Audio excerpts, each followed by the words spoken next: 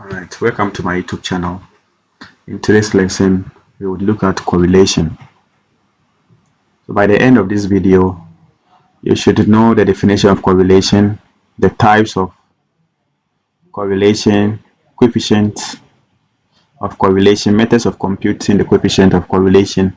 That's we are going to look at this three method. That's using the scatter diagram, Pearson product moment coefficient of correlation, the Spearman's round correlation coefficient.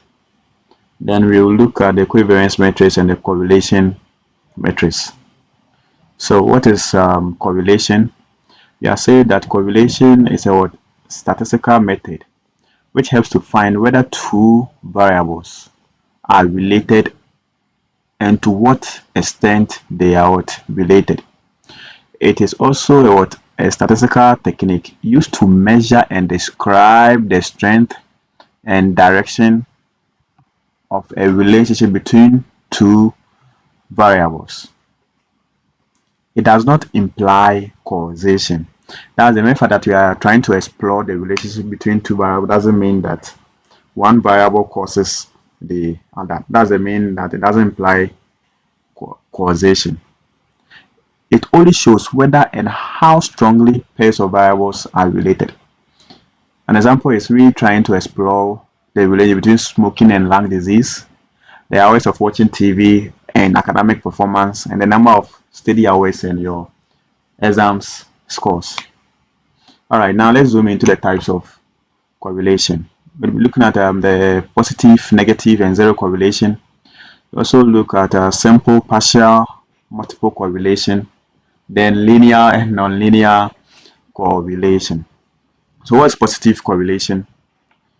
Positive correlation, so we are saying that for positive correlation, when two variables move in the same direction, we have a positive correlation. That's as one variable increases, the corresponding variable also increases, and vice versa.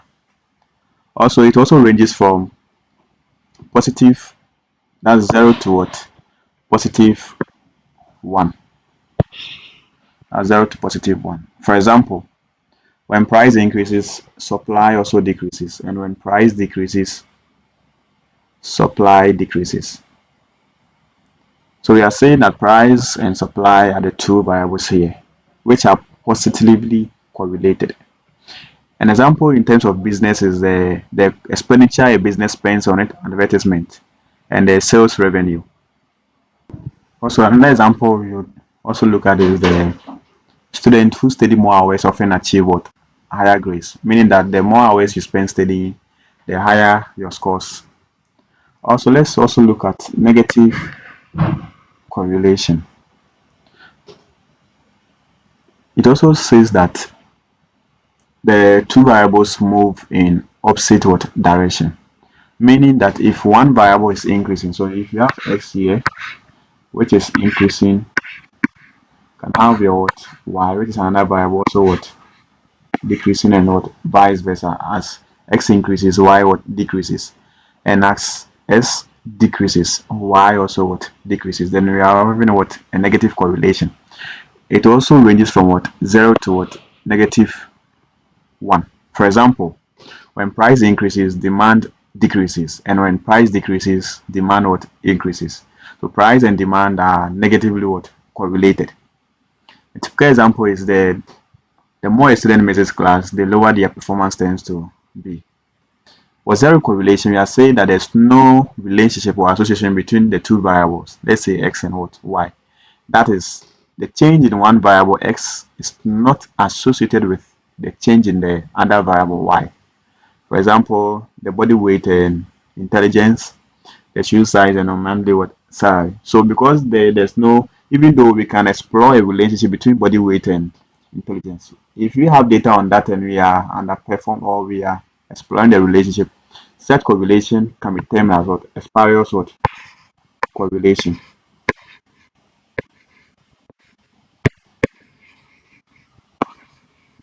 A spurious correlation. All right, and it is the midpoint of the range -1 to +1. Let's also look at a simple partial and multiple correlation. With a simple correlation, if there are only two variables under study, the correlation is said to be what? Simple. For example, we are studying the relation between price and what? Demand. Price and what? Supply. So there are just two variables involved, one dependent and what? One independent variable. With partial correlation, it is showing the relation between two variables while controlling the effect of a third or what more what variables, which can be the confounding what variable. With partial correlation, we would like to know whether the two variables involved are really what or truly related, or is there a third variable influencing both? Okay, now let's come to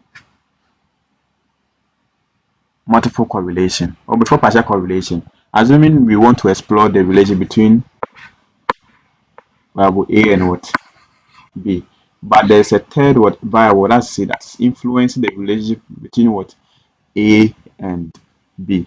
All right, so with multiple correlation, it measures how strongly two or more independent variables together relate to one dependent what variable. Multiple correlation examines how strongly a student's final score exam is related to a combination of factors such as study hours, the class attendance, and sleep duration. So we have one dependent variable and more than what two independent variables under multiple correlation. Linear and nonlinear correlation. With linear correlation, when the change in one variable results in a constant change in the other variable, we say the correlation is what? Linear. Also, when there's a linear correlation, the point plotted will be a straight line. So assuming we have x variable here and your y here. So if you have 1, 2, 3, 4 to be your x variable, your x, then we have y to be 1, 3, 5, and 7. So looking at x increases by what? 1. And y increases by what? 2. Meaning that there's a constant change in what? X and y. With nonlinear correlation, when the relation between two variables changes direction and does not follow what a straight line, then we are having a nonlinear what relationship. It can also be called curvilinear. That's when the amount of change in one variable is not in a constant ratio to the change in the other variable. All right, now let's come to correlation coefficient. So we are just exploring the relationship now. If we want to quantify the relationship between two variables, we are going to use what a method that it is termed as what the correlation coefficient. So the correlation coefficient is basically a numerical measure used to express the strength and direction of the relationship between two variables. It quantifies how much one variable changes in response to changes in the other. This coefficient specifically captures the degree of linear association between the two variables, with its value ranging from -1 to +1. So anytime you compute for your correlation coefficient and you are getting anything outside this range, bear in mind that you should revisit your calculation and your figures again. All right. With the methods of computing for the coefficient of correlation, we have the scatter diagram. So the scatter diagram is basically a diagram that helps to show how closely two variables are related. We have some few here. So the first one, like this, we are saying that here we have a strong positive correlation. A strong positive correlation.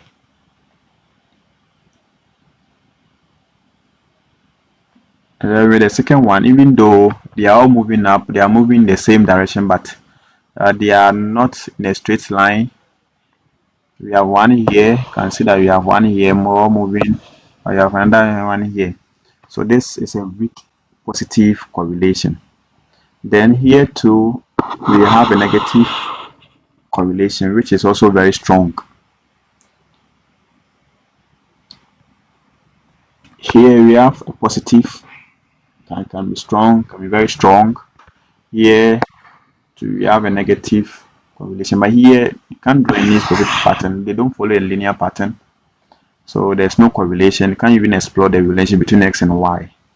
The same thing applies to this diagram here, but here we have a perfect positive correlation.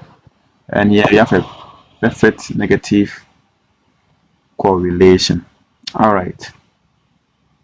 So we've looked at one of the methods, that's using the scatter diagram.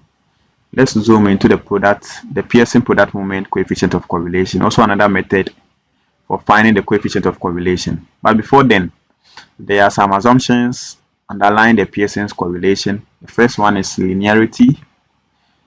The relation between the variables should be what? Linear, continuous variable. So the variable in there or involved or to be used for computing your coefficient of correlation should be continuous and interval or ratio scaled. Then we have normality. Both variables should be approximately normally distributed. No outliers, as outliers tend to distort the correlation, and homoscedasticity, equal spread of, there should be equal variance along the earth for both data, that's x and y.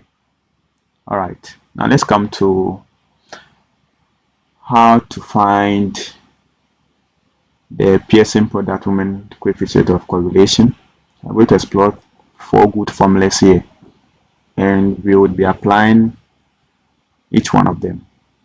So the first one, you can be given the covariance, for which you can do that.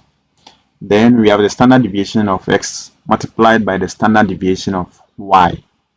Also, and if you have to expand the formula, we are going to get sigma of x minus mean of x multiplied by y minus mean of y divided by the standard deviation of x standard deviation of y.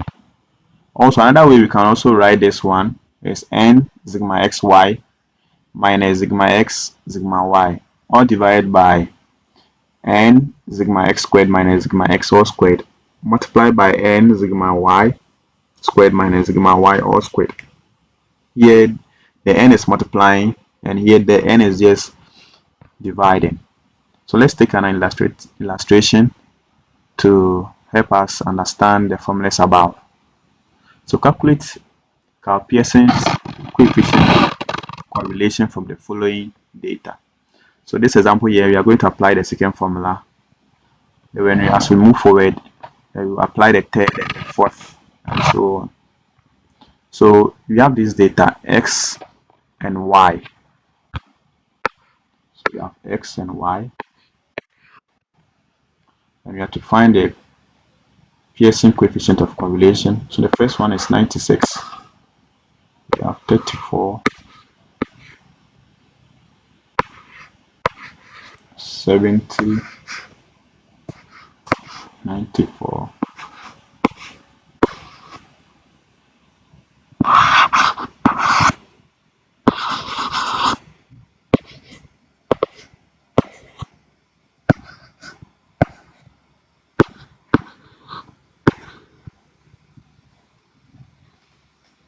All right. You have to find the mean of x and the mean of y first. How do you find the mean of x? So the mean of x is given by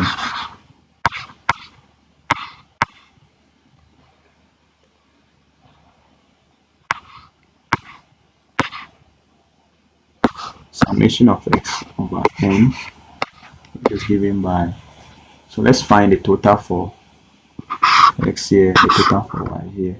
So we have 96 plus 34 plus 70 plus 94 plus 46, which is giving us 340.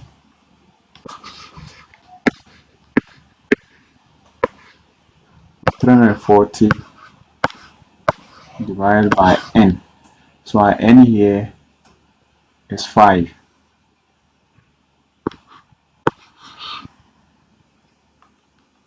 Giving us 68. Now let's find the summation of y2. We have 90 plus 80 plus 40 plus 90 plus 50, also giving us 350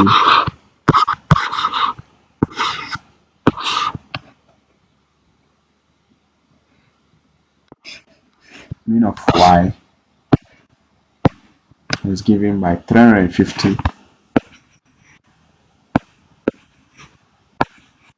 divided by 5, which is giving us 70.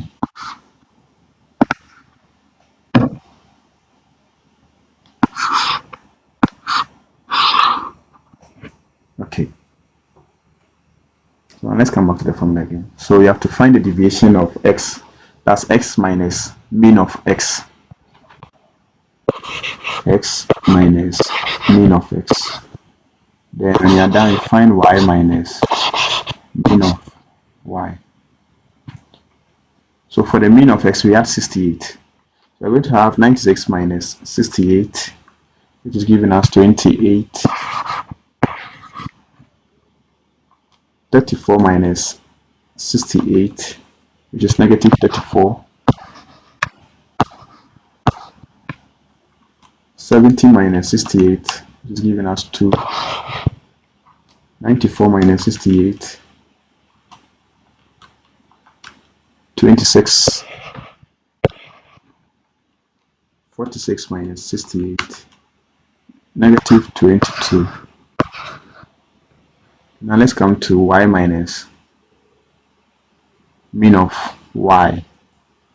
So for the mean of y, we have 70. So the first one is 90 minus 70, which is 20. 80 minus 70, which is 10. 40 minus 70, which is giving us negative 30. 90 minus 70, 20. 50 minus 70, negative 20. Now let's multiply the deviations of x by the deviations of y. Then when you're done, you find the summation.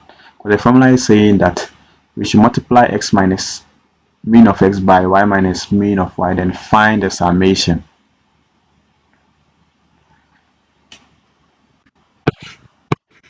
X minus x bar times y minus y bar. So we have 28 times 20, 560 for the first one. Negative 340. Negative 60. 26 times 20. 520. 22 times 20, which is giving us 440. Now let's find the summation. 560 minus 340 minus 60 plus 520 plus 440. 1, 1, 2, 0. So now you found the value for the numerator. And let's go ahead to find x minus mean of x squared and y minus mean of y squared.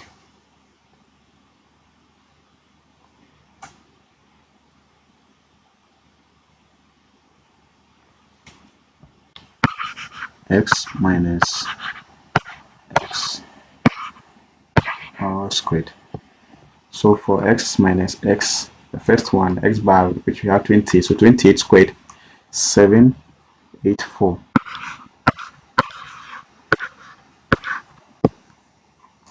Negative 34 squared, 1156. 2 squared, which is giving us 4. 26 squared, 676.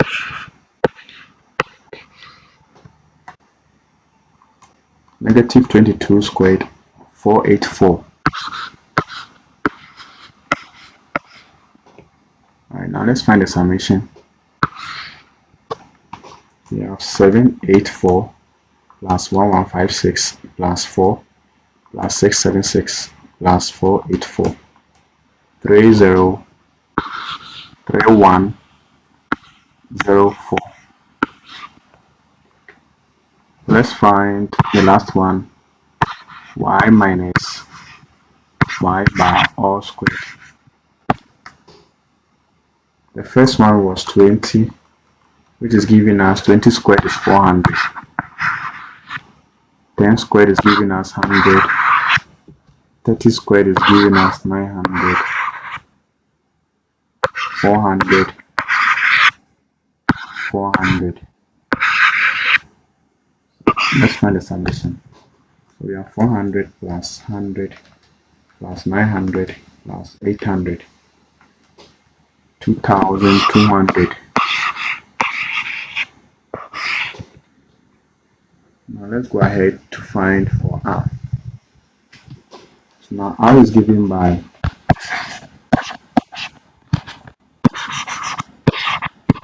x minus y times y minus y bar.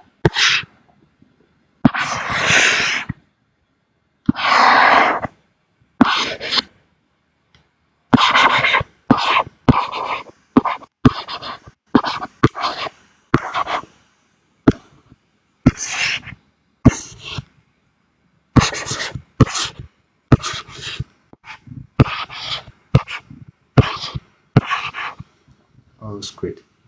So now let's go back to sigma x minus x mean of x multiplying y minus mean of y. So per our table, that's this range. So you have to pick the 1 1 2 0 1 1 2 0. So divide by x minus summation of x minus mean of x squared. So for which we had 3104.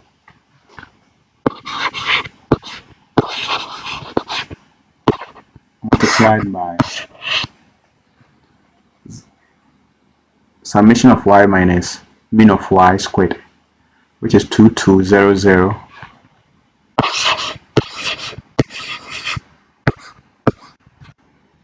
So giving us,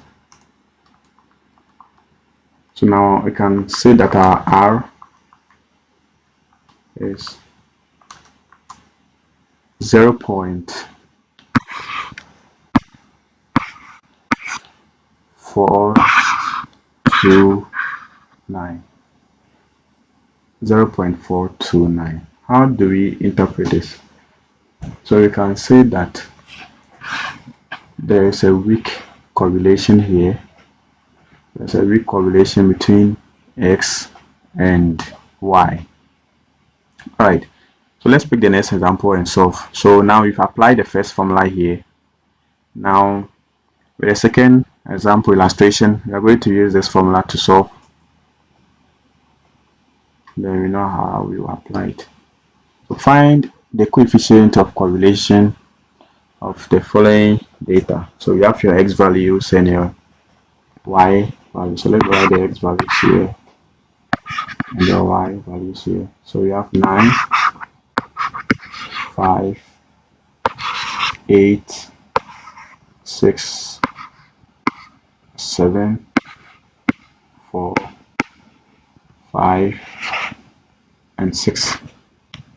Also have 7, 4, 6, 8, 9, 5, 2, 4. Good.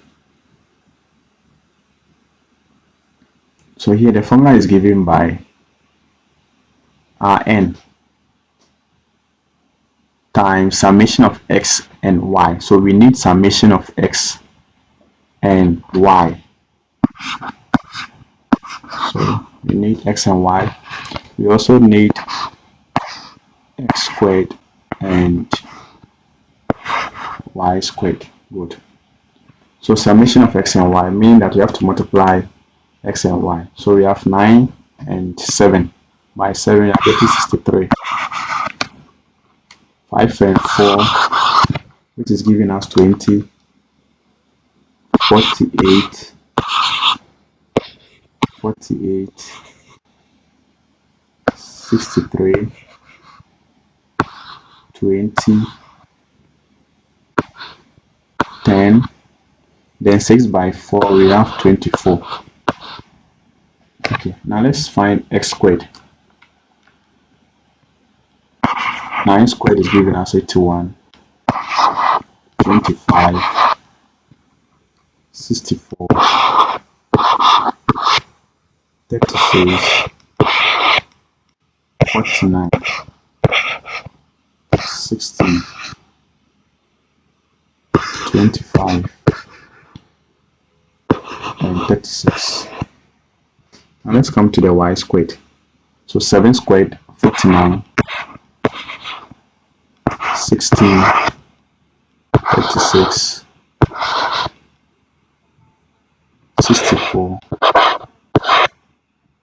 81, 25, 4, and 16. So when you add the next thing we have to do is to find the summation of each of the columns.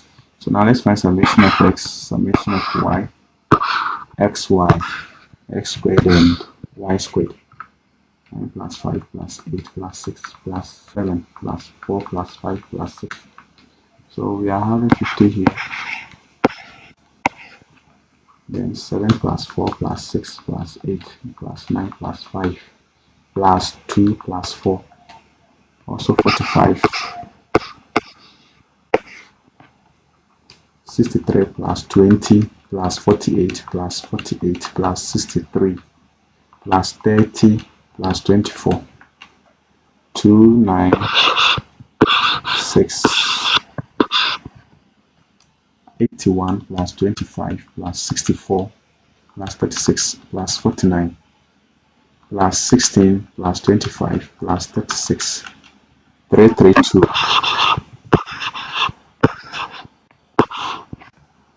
We have 49 plus 16 plus 36 plus 64 plus 81 plus 25 plus 4 plus 16. Also giving us 291.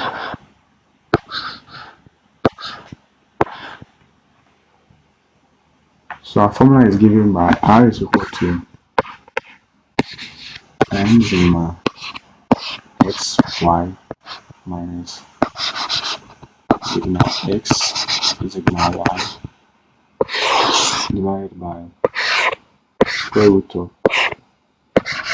n sigma x squared minus sigma x all squared multiplied by n sigma y squared minus sigma y all squared. Now what's our n? So per the data we have 1, 2, 3, 4, 5, 6, 7, 8. So we have 8 pairs. So our n is 8. Then sigma x y per the table we have 296. 296 minus sigma x which is 50 and sigma y which is 45. So 50 times 45. Then we divide by the square root of n which is 8. And let's go to our table to find sigma x squared. So the x squared is this column. We had a total of 332. 332 minus sigma x was 50. We square it multiplied by n. Sigma y squared we had 291 minus 45 which is sigma y squared. I can go ahead to find r. So with the numerator we're going to have 8 multiply 296 minus 50 times 45.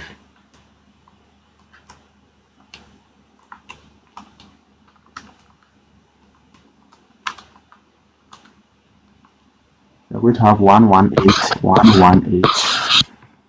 Then with the numerator we have 8 times 332 minus 50 squared multiplied by the square root of 8 times 291 minus 45 squared.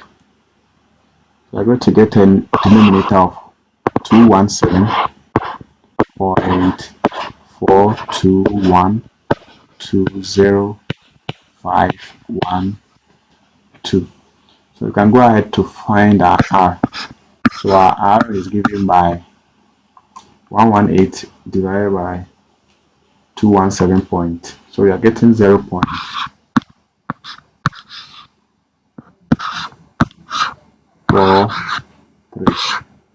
So this is our R. Okay.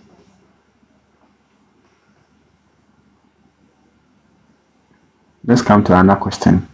If x is equal to x minus mean of x and y is equal to y minus mean of y and sigma x squared is equal to 10, sigma y squared is equal to 24, sigma xy is equal to 12, then find the coefficient of correlation between the two variables x and y.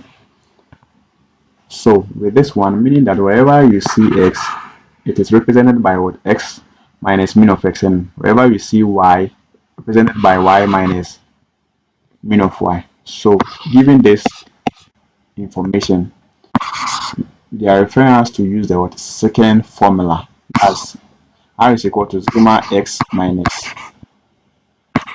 mean of x multiplied by y minus mean of y divided by square root of sigma x minus mean of x squared multiplied by sigma y minus mean of y squared. So you can easily find r. So with the sigma of x minus mean of x, that's the numerator, is given by this. So we have 12. Then we have the square root of 10 multiplied by the square root of 24.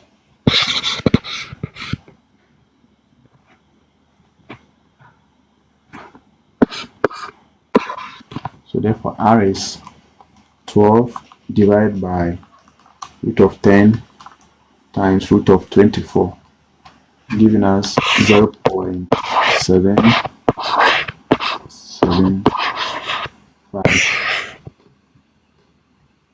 So this is a very strong positive correlation.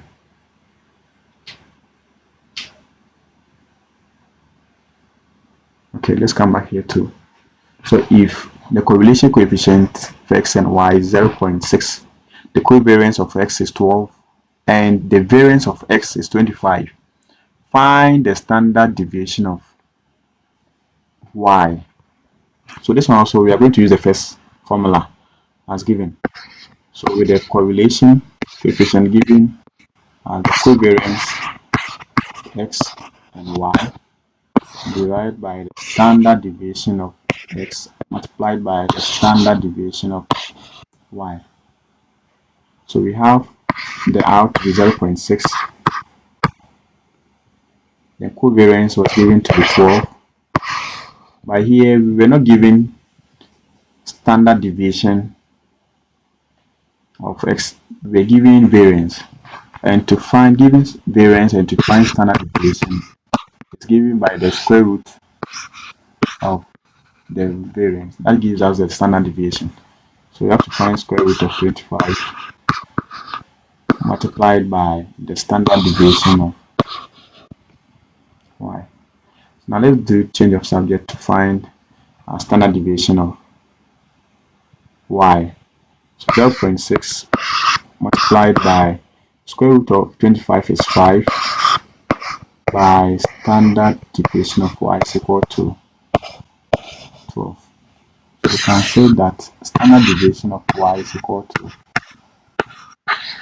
12 divided by 0.6 by 5.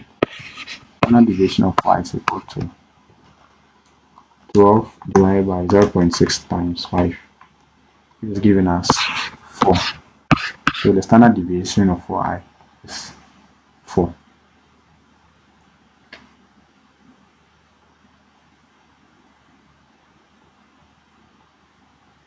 Okay.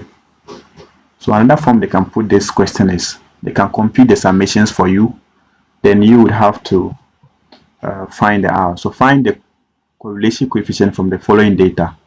We have sigma x giving us 56, sigma y 40, sigma x squared 524, sigma y squared 256, and sigma x sigma y 365, given that n is equal to 8. So let's find our R. Whichever way you want to use. So we have n sigma x y minus sigma x sigma y divided by the square root of n sigma x squared minus sigma x all squared multiplied by n sigma y squared minus sigma y all squared. Good. So now let's substitute whatever we have. So n is 8, sigma x y 365 minus sigma x 56, sigma y 40,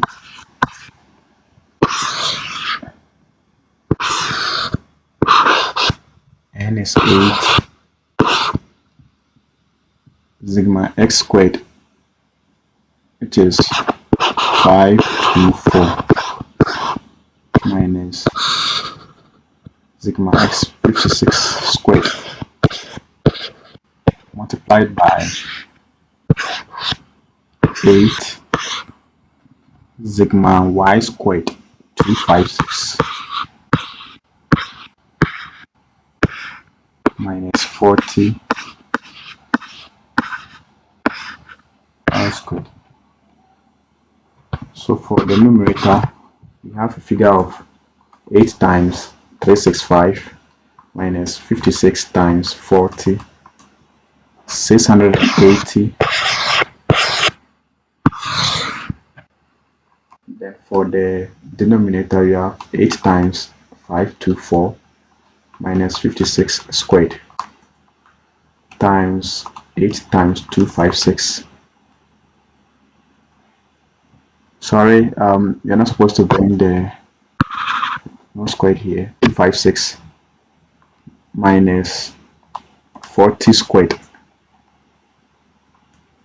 also giving us 687.81392883.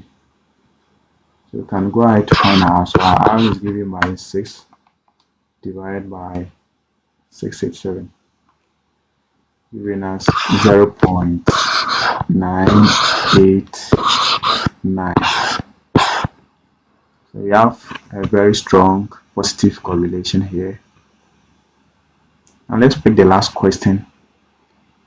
In order to find the correlation coefficient between two variables, x and y, from 12 pairs of observation, so our n is 12, the following calculations were made.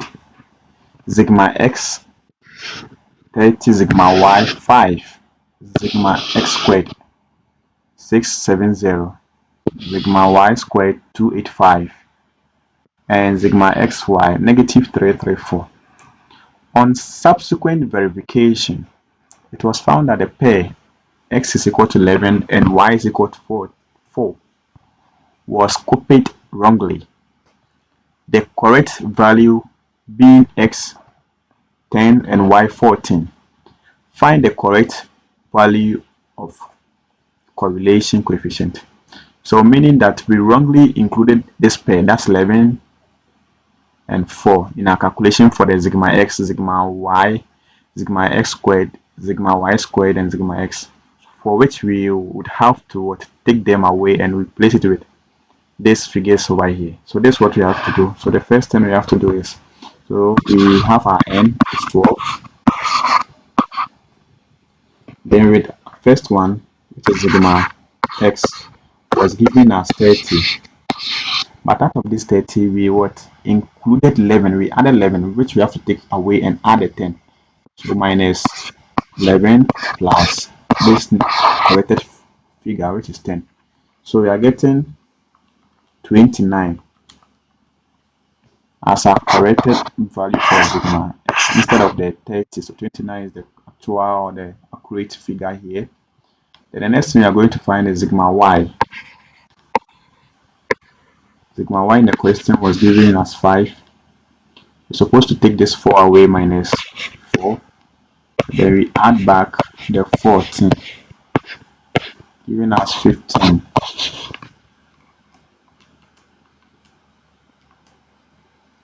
Sigma x squared.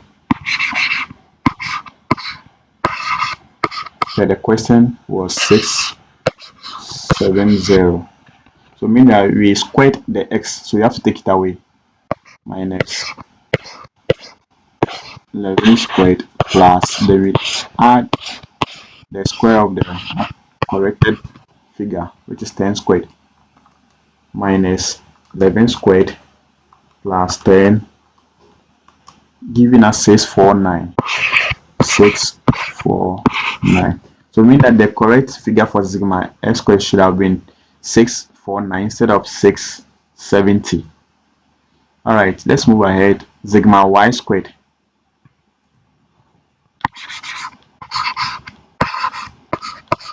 Sigma y squared per the question 285. You have to take away the 4 squared from it and add back the 14.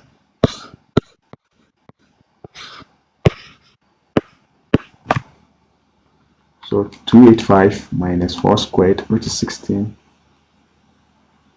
plus 14 squared, 465.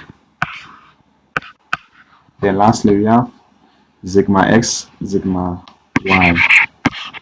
X, sigma y. The question was giving us negative 334. 334. Supposed to take the wrong figures out, which was 11 and 4. So 11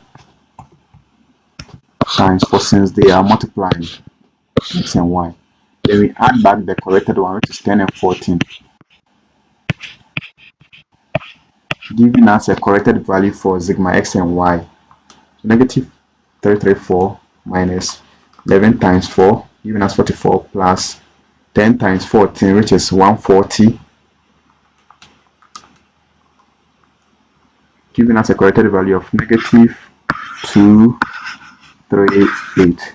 So actually we can use these figures to compute for our r instead of the figures given in the question. So now let's find our r.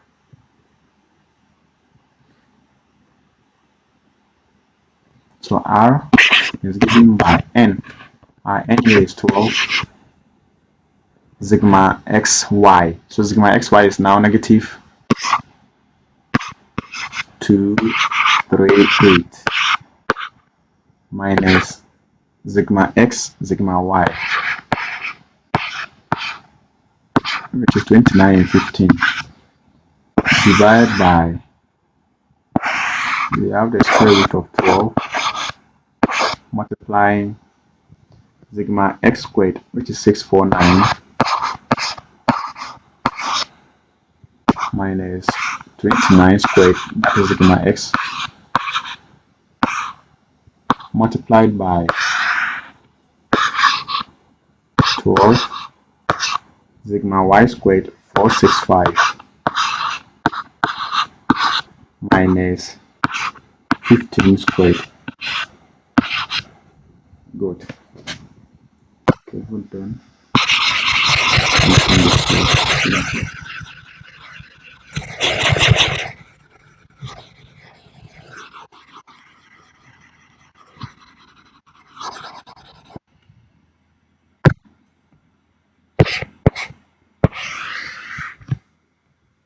We have 12. For the numerator, we have 12 times negative 238 minus 12 times 15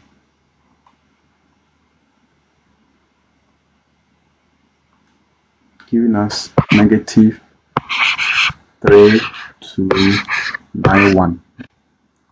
Then for the denominator, we have 12 times 649 minus 29 squared times 12 times 465 minus 15 squared,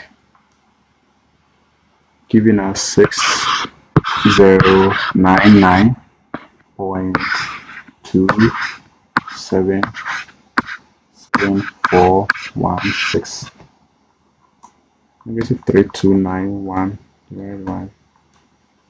So basically, we are getting our R to be negative 0.5396. Right.